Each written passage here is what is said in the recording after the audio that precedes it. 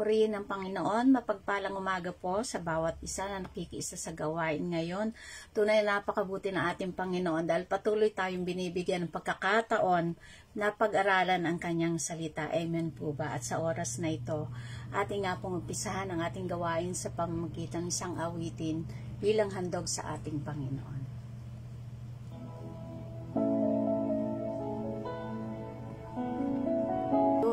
Ang dakila sa aming buhay, na kayo lamang, O Diyos, ang tangi naming Panginoon, ang aming Diyos na buhay, ang Diyos na may gawa ng langit at lupa, ang Diyos na may hawak ng aming mga buhay, O Diyos. Kaya't patuloy namin kayong papupurihan, patuloy namin kayong sasambahin, patuloy namin itataas ang inyong pangalan sa lahat ng sandali ng aming mga buhay. Panginoon, maraming salamat po sa inyo sa araw na ito, sa umagang ito, na pinagsama-sama nyo ang iyong mga lingkod, Panginoon, para kayo ang unang papurihan, kayo ang unang sambihin, kayo ang unang bigyan, Panginoon, ng aming pansin. Salamat, Panginoon, dahil sa inyo nagagawa namin ang dapat namin gawin, ang aming mga katungkulan bilang lingkod ninyo, O Lord. At patuloy kami, Panginoon, na umaasa ng pagkilos ng inyong Santong Espiritu, upang mapag-isa, Panginoon, ang aming mga puso, ang aming mga kaisipan. Salamat, Panginoon, at patuloy kami na humihingi ng tawad, O Diyos, sa lahat ng mga pagkakasala na aming nagawa. Alam man namin to o hindi, sinasadya man namin ito o hindi, malaki man ito o maliit, Panginoon. Lahat, Panginoon, ng aming mga nagawang kasalanan, sa aming mga kaisipan, sa aming damdamin, sa aming mga pananalita, Panginoon, ito po ay hinihingi namin ng tawad sa inyo. Pakalinisin nyo nga po ang bawat isa sa amin, at ako na iyong lingkod, gawin nyo nga po akong malayang daluyan ng inyong mensahe, Panginoon, sa oras na ito, O Lord. Patuloy po akong humihingi, Panginoon, dumadalangin sa pagkilos ng inyong Santong Espiritu sa aming kalagitnaan. Salamat, O Lord. Kayo nga po, Panginoon, ang siyang aming maparangalan at maitaas sa gawaing ito. Maraming salamat sa inyo po, ang papurit pagsamba sa pangalan ng Panginoong Jesus. Amen. Hallelujah. Maraming salamat po at mapagpalang umaga po sa bawat isa. Tunay nga na napakabuti ng ating Panginoon na sa kabila ng hindi magandang panahon ay binibigyan tayo ng malakas na signal para tayo ay lingkod at makapag-praise, makapag-sumamba at magpuri sa ating Panginoon. Amen po ba? At sa oras na ito, ang ating pong pag-aaralan ay mula sa Aklat ng mga Gawa, Kabanatang 16 sa talatang 6 hanggang 10. Mula sa Aklat ng mga Gawa, Kabanatang 16, 6 hanggang 10. Book of Acts, Chapter 16, verses 6 to 10. Sabi po dito, naglakbay sina Pablo sa lupain ng Phrygia at Galacia, sapagkat sinansala sila ng Espiritu Santo na mangaral sa Asya. Pagdating sa hangganan ng Mysia, ibig sana nilang pumasok sa Bitinya, subalit hindi sila pinahintulutan ng Espiritu ni Jesus. Kaya't bumagta sila ng Mysia at nagtungo sa Troas. Kinagabihan, nagkaroon si Pablo ng isang pangitain. May isang lalaking taga Macedonia nakatayo at namamanhik sa kanya. Tumawid po kayo dito sa Macedonia at tulungan nyo kami. Pagkatapos ang pangitain ito, gumayak kami agad sapagkat natanto namin kami tinatawag ng Diyos upang ipangaral sa Macedonia ang mabuting balita. Amen po ba? So dito po sa ating nabasa ay merong pagnanais. Sabi nga, ang tunay na Kristiyano at lingkod ng Diyos ay mayroong pagnanasa na makiisa sa mga gawaing nagbibigay parangal sa ating Panginoon. kagalakan po ang ating nararanasan at nararamdaman kapag tayo ay gumagawa para sa ating Diyos. Amen po ba? Ngunit katulad ng naranasan ni Apostol Pablo, bagamat may pagnanais sila na maglingkod sa ibang bayan, ito ay hindi pinahintulutan ng Diyos. Sa pagnanais ni Apostol Pablo na ipahayag ang mabuting balita sa mga taga-Asya, naglakbay sila patungo roon, ngunit sinansala sila o pinigilan ng banal na espiritu. Kaya't sila ay naglakbay sa Phrygia at sa Galatia. Pagdating nila sa hangganan ng Bisya, ibig sana nilang pumasok sa Bitinya, ngunit hindi sila pinahintulutan ng espiritu ni Jesus. Kaya't nagtungo sila sa Troas. Doon nagkaroon ng pangitain si Apostol Pablo. Isang lalaking taga-Macedonia ang humihingi ng tulong sa kanya. Sa pagkakataong yon, naunawaan niya na sila ay tinawag ng Diyos upang ipangaral sa Macedonia ang mabuting balita. So God directed him to serve the people of Macedonia. So ang ating usapan ngayon ay pinamagatang kong redirection of God. Amen po ba? So bilang lingkod ng Diyos, meron tayong pagnanais na magamit ang ating buhay upang makapagpahayag tayo ng salita ng Diyos. Ito ay bilang pagsunod sa kanyang dakilang utos na humayo at gawing alagad ang lahat ng bansa. Bautismuhan sila sa pangalan ng Ama, ng Anak at ng Espiritu Santo at turuang sumunod sa lahat ng kanyang ipinag-uutos. Amen po. Ito ay matatagpuan natin sa aklat ng Mateo 28:19-20.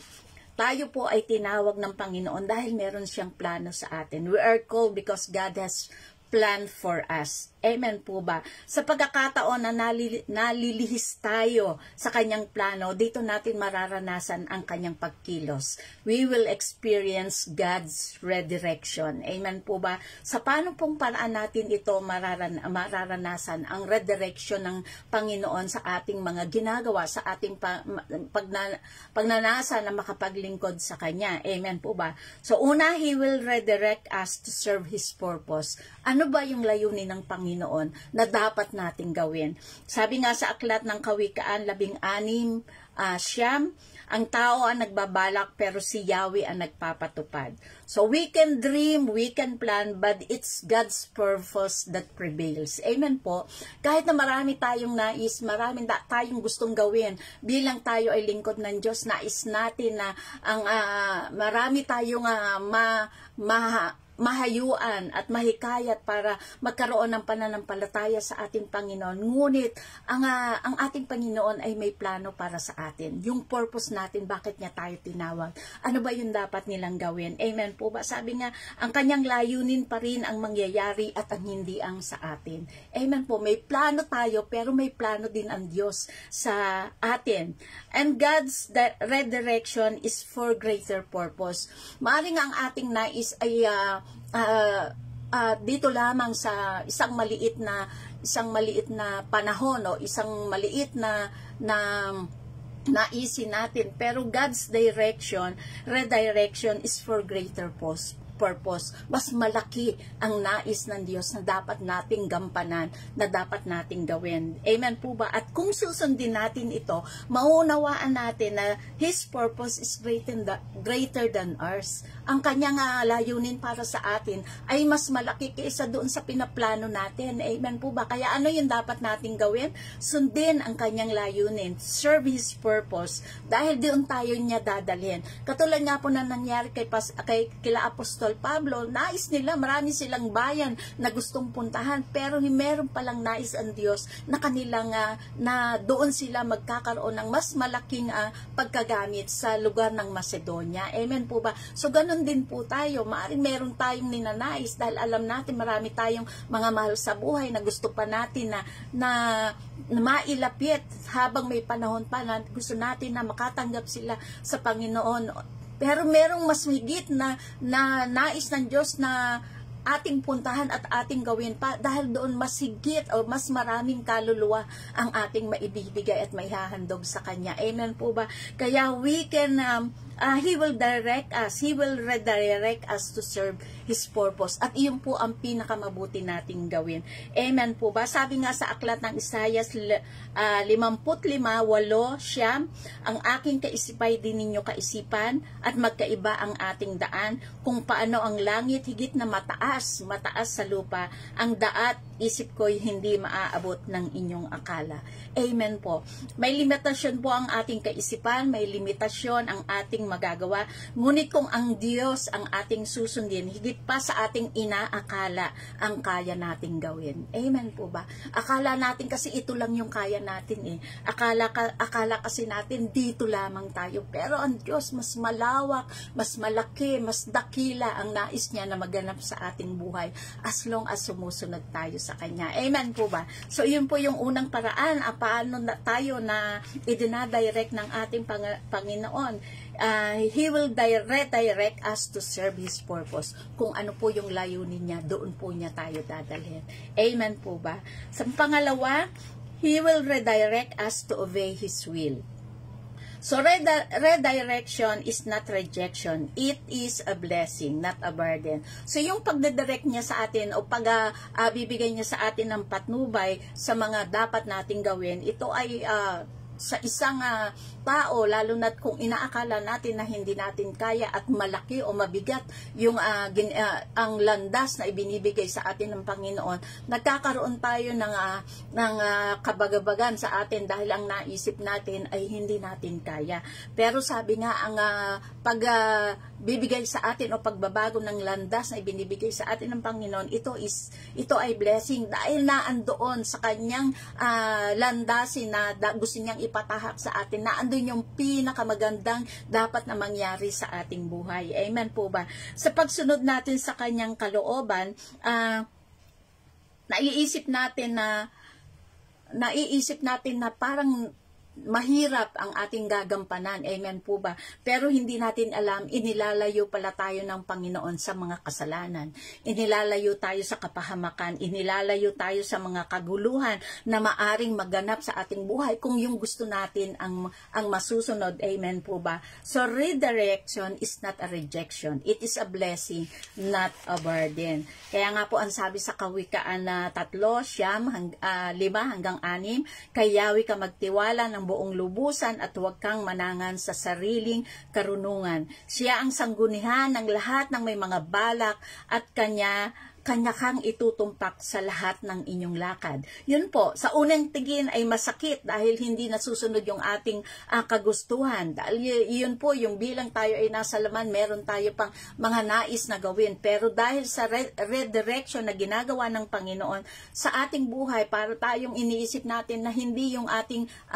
nais na mangyari sa ating buhay, ang nais ng Panginoon. Amen po ba? At para sa atin, sa unang tingin, ito ay masakit. Pero kung susunod tayo at bibigyan natin, lalawakan natin ang ating pagtitiwala at ang ating pag-unawa sa ginagawa ng ating Panginoon, doon natin makikita na ang kanyang kalooban ang pinakamabuti para sa atin. Amen po ba?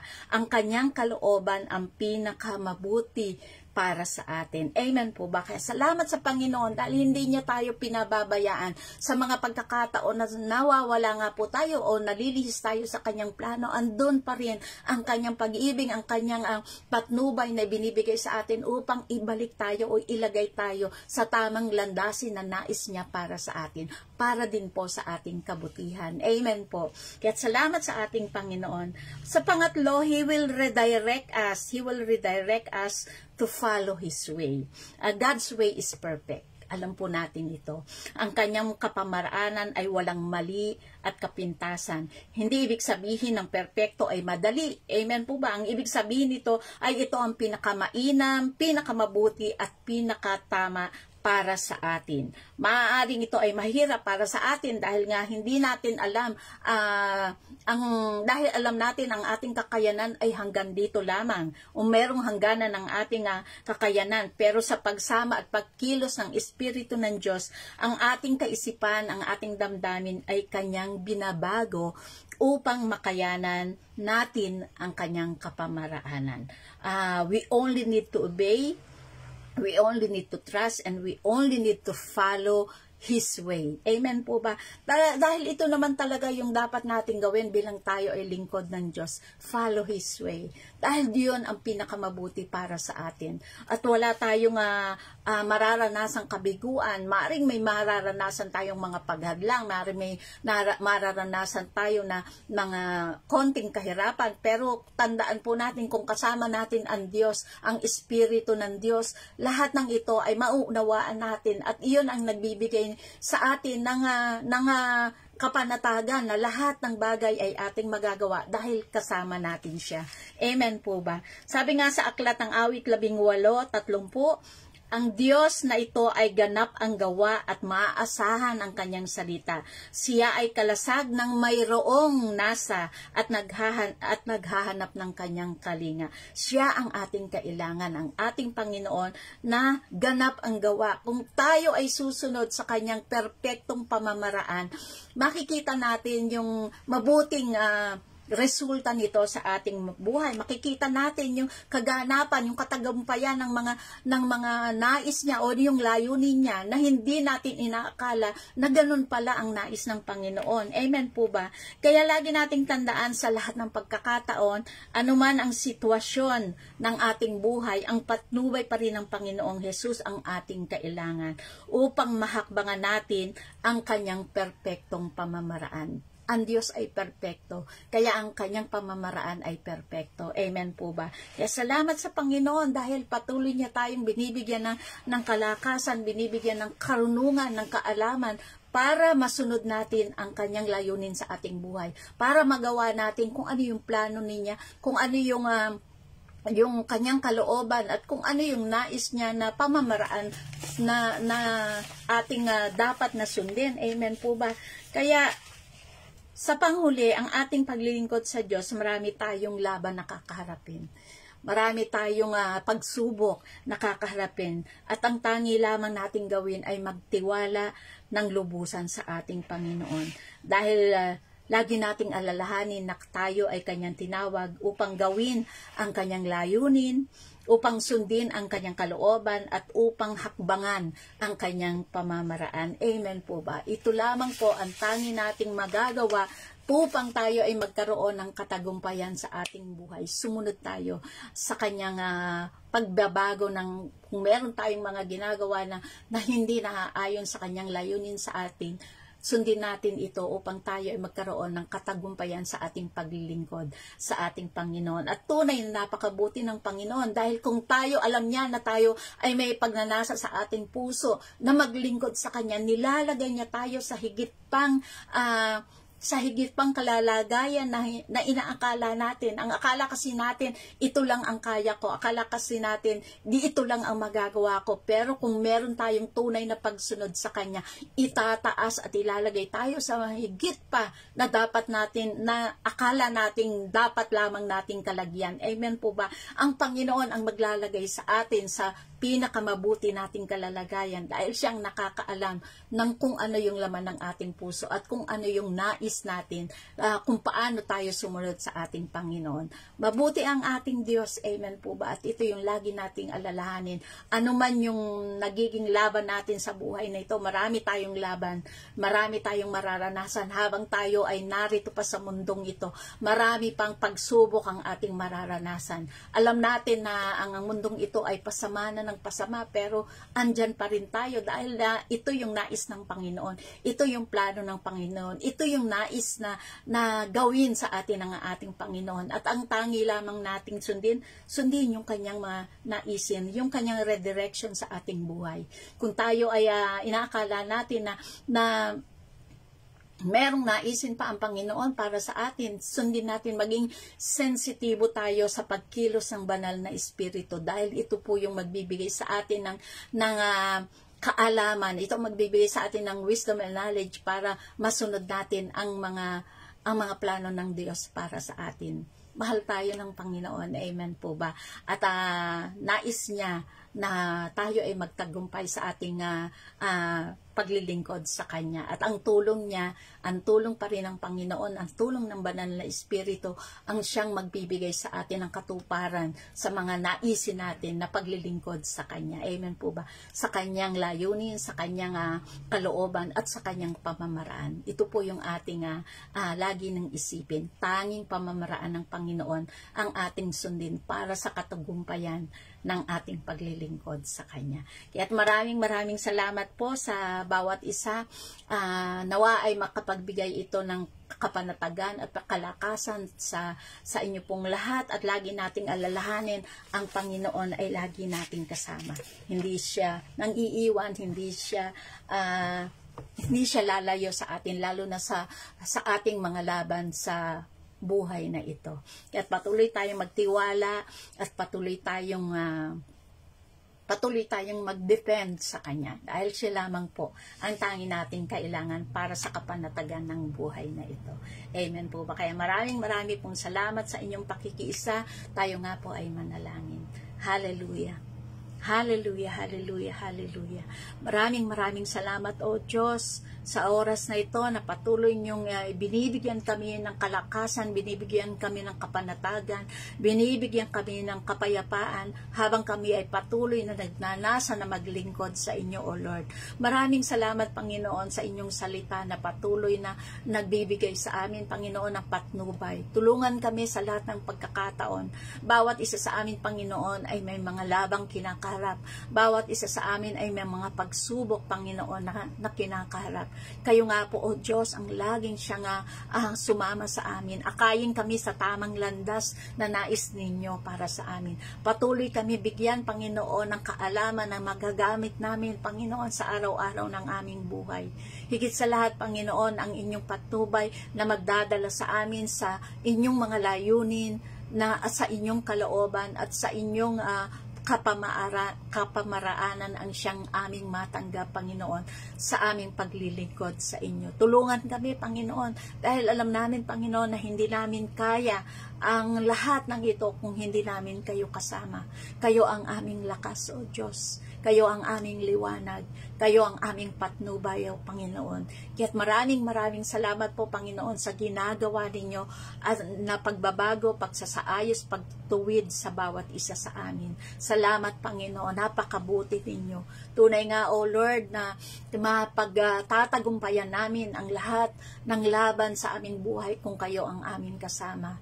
Salamat din, Panginoon, sa aming mga tagapanguna na siyang patuloy na pumapatnubay sa amin, nagbibigay sa amin ng paalala sa lahat ng pagkakataon, O Diyos. Patuloy nyo nga po silang bigyan ng pagpapala, Panginoon, ibuhos sa kanila ang pagpapala at biyaya na kinakailangan nila upang makapagpatuloy sila, Panginoon, sa mas malawak at mas dakilang layunin nyo sa kanilang mga buhay. Mula po sa sentro kay Pastor Joseph, sa kanyang buong sambahayan, sa kanyang sa buong Masaredo family, Panginoon, sa mga manggagawa at mga guro, Panginoon, sa Bible School, sa mga estudyante, Panginoon, na patuloy na nagnanasa na magkaroon pa ng maraming kaalaman patungkol sa inyo, Panginoon. Patuloy nga po niyo silang samahan, ibigay ang kanilang pangangailangan, Panginoon, at patuloy na palakasin, Panginoon, ang kanilang mga espiritu upang matanggap nila, Panginoon, ang mga layunin ninyo sa kanilang mga buhay.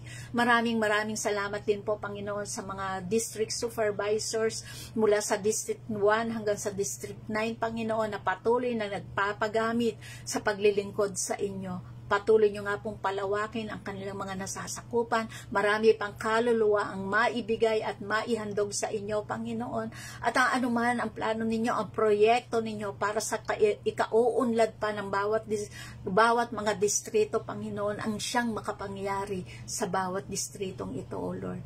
Sa amin pong distrito sa District 6, sa pangunguna ni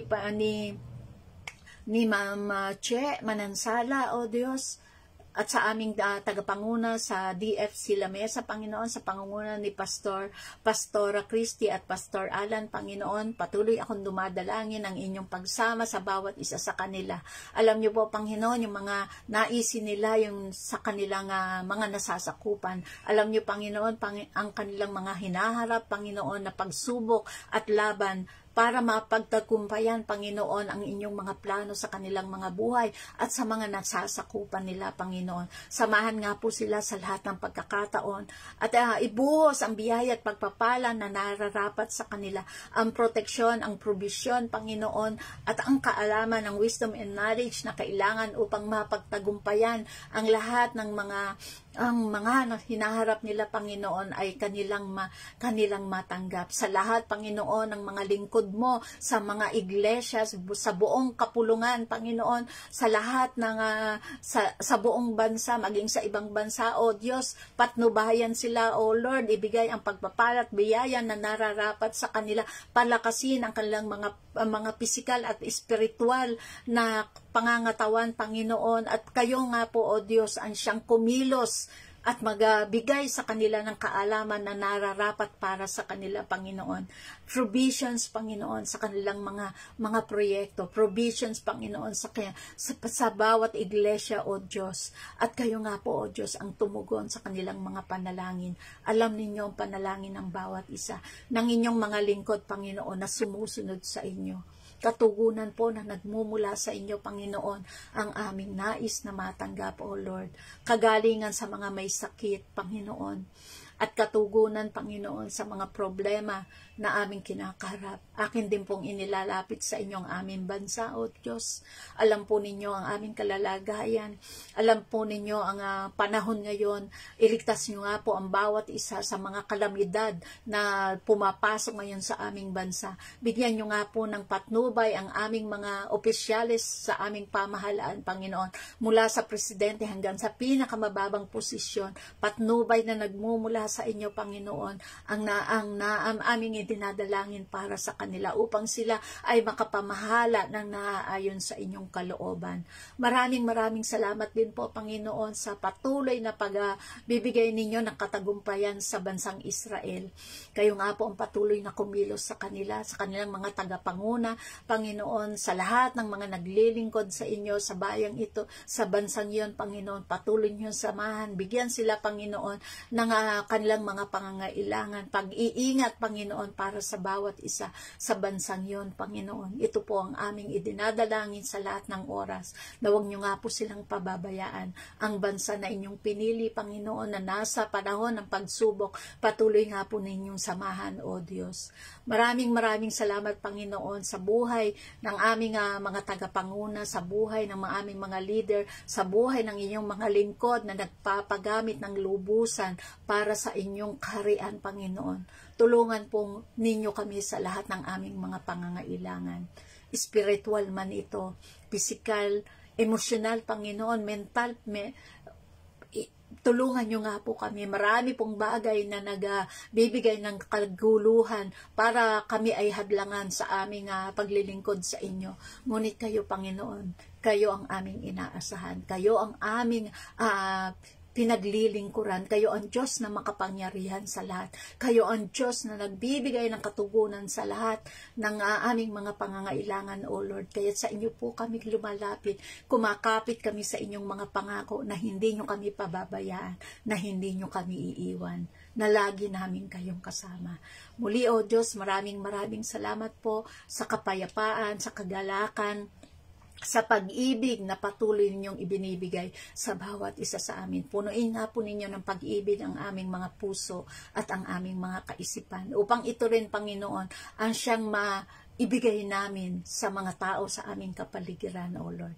Muli, Panginoon, maraming salamat sa inyong patnubay. Samahan kami na magampanan namin ang inyong layunin. Samahan kami na masunod namin ang inyong kalooban. At samahan kami, Panginoon, upang mahakbangan namin ang inyong kapamaraanan. Tulungan kami sa lahat ng pagkakataon, O Diyos. Maraming salamat po, Panginoon. Kayo nga po ang siyang aming itinataas, kayo ang aming pinapupurihan, pinaparangalan at sinasamba. Ito, Diyos, ang aming panalangin sa pangalan ng Panginoong Jesus. Amen, amen, amen. Maraming salamat po sa bawat isa na nakiisa sa gawaing ito. Ang pagpapala po ng Panginoon ay sumainyong lahat. God bless po.